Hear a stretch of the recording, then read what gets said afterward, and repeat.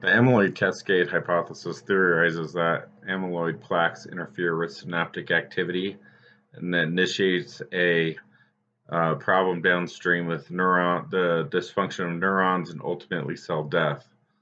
Acetylcholine is a neurotransmitter that is affected by this. The amount of acetylcholine is decreased, it- which increases problems with the memory and learning function, um, as well as acetylcholine. Glutamate is also found in abundance, so the overactivation of NMDA results in learning and memory problems as well. And they say that um, the amyloid plaques are actually similar to prions, which is like mad cow disease, where they fold in on one another and they actually multiply that way, leading to um, am- abnormal proteins being produced and leads to brain damage.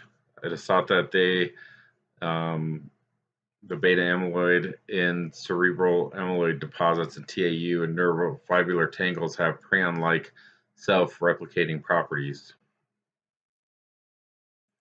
On slide 5, we see just a picture of healthy anatomy, the healthy neurons. We see the microtubules, and we see some amyloid plaque, but we don't see it bundled up. On slide 6, we see the anatomy of the brain after a autopsy has been done. It shows atrophy and with hydrocephalus ex vacuo, as seen in advanced Alzheimer's disease. At this level, when someone's brain looks like this, um, it's severely atrophied. At this point, the patient can't recognize their family members, and they have completely lost any independence. They have to be cared for 24/7, including eating, toileting, everything. They really can't do anything independently, and their sense of self and who they are seems to vanish. We see a microscopic picture of the amyloid plaque entangles under the microscope that Alzheimer's causes. For laboratory, there's a number of things really that they do to rule out potential causes. One of the things that they do is they do a lab test that checks the vitamin B and checks thyroid disorders, because if these are out of whack, this can cause a lot of the same problems that Alzheimer's causes.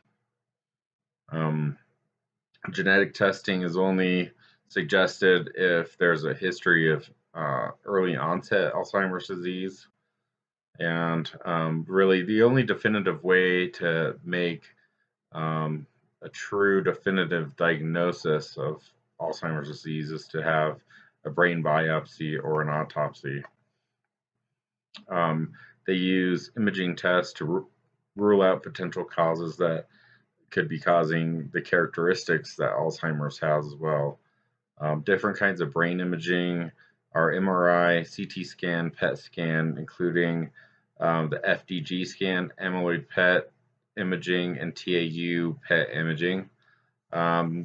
Mental status test can be done where they draw the clock, ask them to spell a word forwards and backwards. A lot of little tests like that, and it's graded. And if there's a certain range, there's certain ranges that tell you if they're in mild, moderate, or advanced stages of Alzheimer's disease. Some of the specialized PET scans that I found interesting, because I'd never really heard of them before. The FDG PET scan, it shows where areas of the brain in which nutrients are poorly metabolized, and they can start to see a pattern of degeneration and low metabolism, which can distinguish between Alzheimer's disease and other types of dementia. The amyloid PET scan um, is primarily used in research, but it may be used if a person has unusual or early onset dementia symptoms. I'm guessing to see the amyloid plaque. And the TAU imaging measures the burden of the NFTs in the brain and is only used in research. So some of the treatments, the medications used are cholinesterase inhibitors and N-methyl-deaspyrate antagonist, or NMDA antagonist, which is Namenda. And the cholinesterase inhibitors are Exelon, Rezabine, and Aricept. And there's also a combination called Nemzaric, which is a combination of Namenda and Aricept.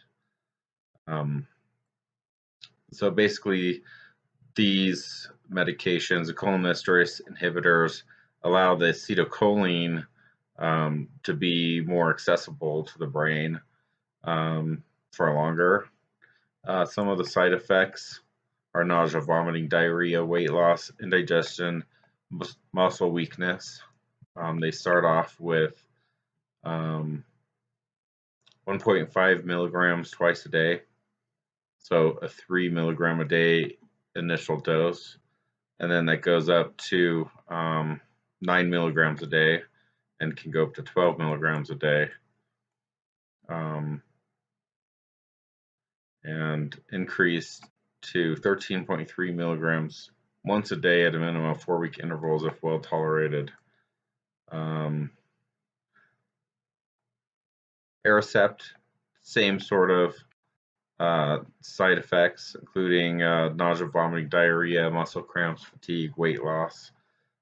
They start at the 5 milligrams once a day, and if well tolerated, goes up to 23 milligrams a day for at least 3 months. There's also oral disintegrating ODT tablets if they have a hard time swallowing pills.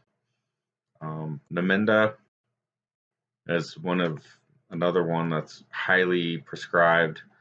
It decreases symptoms, which a lot of these decrease the symptoms, which can help them function. It's not going to cure them, and they stop working after a while, but it's going to help their functions, help them. They can go to the bathroom independently and eat independently. It's really going to help the caregiver as well as the patient maintain independence as long as they can. Side effects of Namenda are dizziness, headache, diarrhea, constipation, confusion. Starts with a 5 milligram once a day dose and eventually goes to 21 milligrams a day and 28 milligrams a day for a minimum of 1 week intervals if tolerated.